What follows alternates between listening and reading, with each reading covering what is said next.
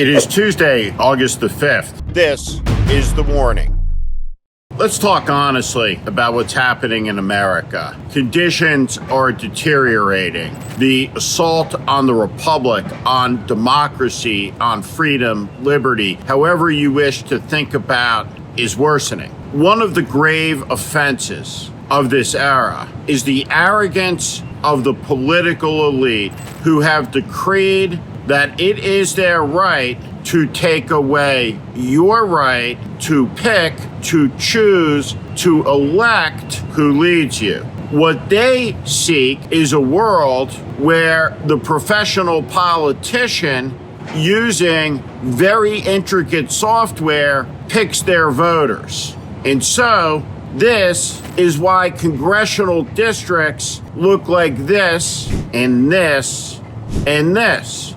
Modern art designs, where block by block, a Republican house is carved in, a Democratic household carved out, or vice versa, to give one side the advantage over the other. And what it has produced is a Congress where over 90% of all the members know that once they're in there, it is impossible for them to lose an election, except perhaps maybe in a primary for not being pure enough in holding the line and being extreme enough to the satisfaction of their faction, because there is no moderate middle whatsoever. It has literally, figuratively, like with a laser, been carved out of existence. Like-minded hive communities online reinforce hive communities that have come to exist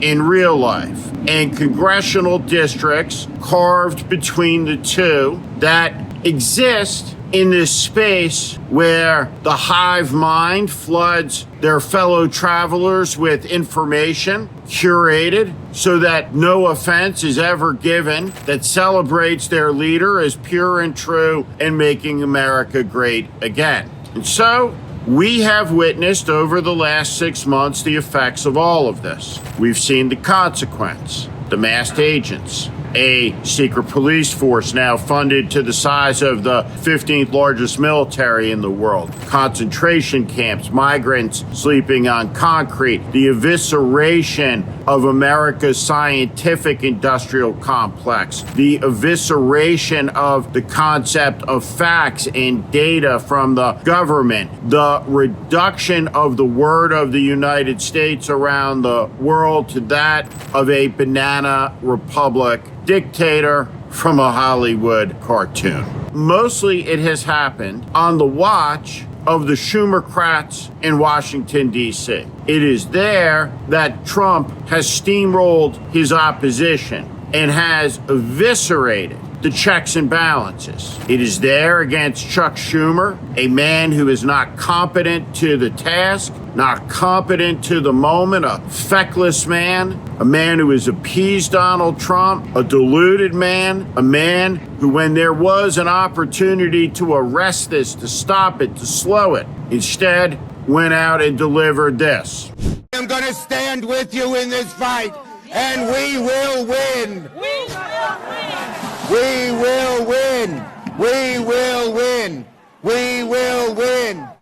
He was not winning, and America still is not winning. But the battleground is moving. Politics is zero-sum. And what we have seen from the MAGA imperialists, from the MAGA fanatics, is a desire not to perfect the union, but to eradicate dissent and opposition, to securitize their power forevermore. And so Greg Abbott, the malicious governor, extremist governor, corrupt governor of Texas, is going for it.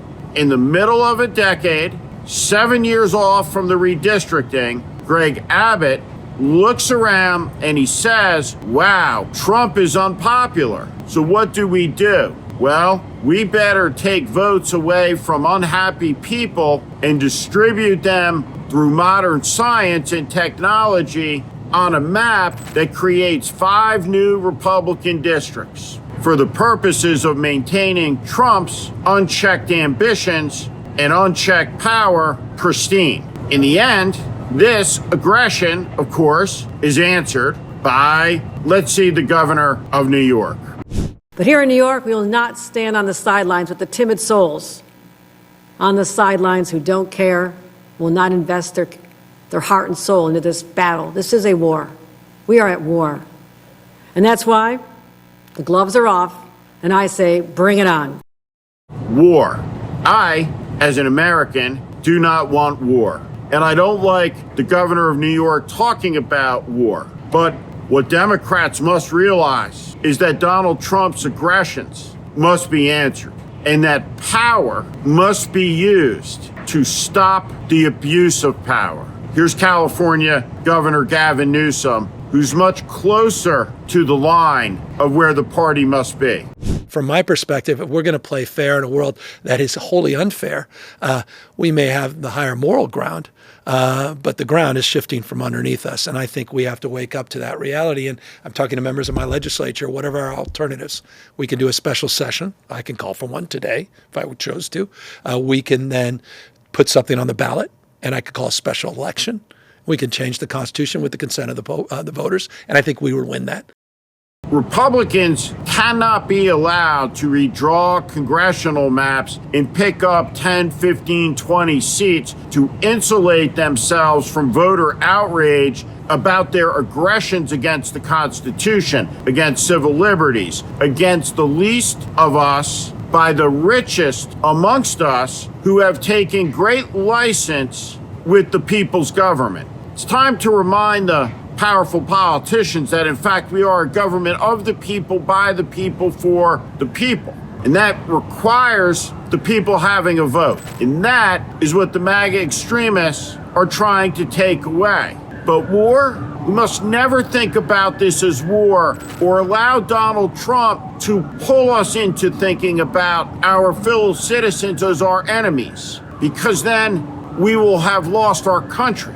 And we must not allow that to happen. Instead, let's keep our focus on the corruption and on the outrage and be precise and say to the American people with candor and truth that in these hours we must use all of the power that is lawfully available to us to defend freedom, to defend liberty. We must meet these maximum positions with maximum strength, and then we will defenestrate power and its accumulations in the wrong hands in this country in the next presidential election. We will restrain executive power. We will restrain the powers of CEOs, of the big corporations, of the big banks, of the big tech companies, of the big ag companies, of the big surveillance companies, of the big defense contractors. It will be time to rebalance the scales and to set things right with the American Constitution at the center, as it should be, in perpetuity of all things. This is the challenge ahead. There should not be loose talk of war or any other such things. Instead, precise explanation about why it is necessary to do unprecedented things, to fight back against unprecedented aggressions by people who swore an oath that they have desecrated, that they have violated, as they have turned against their country, turned against its people for their own selfish enrichment, for their own selfish power and gains. And what it has created is something monstrous. Look at these people: Ted Cruz, Pete Hegseth, Carolyn Leavitt, Donald Trump Jr., J.D. Vance, Pam Bondi, Kristi Noem, Corey Lewandowski. These people are but a handful in the multitudes of us, and they are the worst of the worst of us. And it is time that we become much less tolerant of their arrogance, their officiousness, their misconduct, and their aggression against us, the people of the United States. This is The Warning. I'm Steve Schmidt. This is The Warning. I invite you to join this community where I promise to be honest, blunt, and direct about what is happening in this country. America is in crisis. Follow and subscribe to this channel and on Substack. Thank you.